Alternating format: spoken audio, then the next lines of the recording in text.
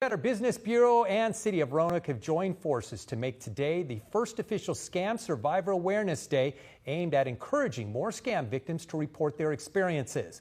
One of those victims spoke with WFXR's Sam Graham this week to share her story in hopes of protecting others from similar situations. She has requested that we change her name for this interview. Soon after Katherine Jones graduated college as a first-generation student, she took on the burden of student loan repayment. So when she was contacted by a group claiming to be a third-party repayment service that offered loan forgiveness, she was relieved.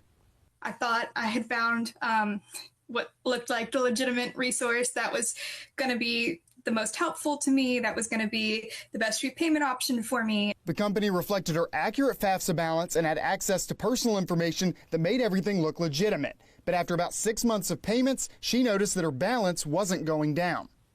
And that was really the moment when they didn't have an answer that made sense to me. They didn't really have something that I could kind of concrete see that progress is being made. She found other people sharing similar experiences online, prompting her to report the scam.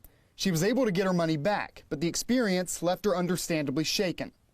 In the end, it definitely left me with a lot more anxiety when it comes to trying to make sure that I'm talking to the right people and that it's a trustworthy source that all my data is going to, I guess. She said it took some time to share the story with family and friends as a result of embarrassment, a feeling that leads many financial scams to go unreported, as some victims feel they are to blame.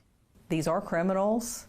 This is no different than being held up on the corner with a gun and recognizing that it's not you. You did not do something. You're not to blame for it. The BBB reports that about 50% of scam victims report feelings of stress and anxiety as a result. Scam Survivor Awareness Day seeks to change that.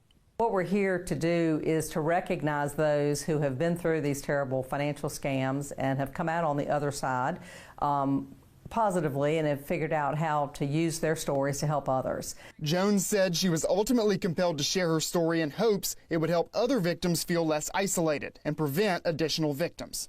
Trust your gut. If it looks too good to be true, it probably is, and kind of err on that of it's probably a scam until they can prove to me it's not, versus the other way around. Reporting in studio, I'm Sam Graham, WFXR News.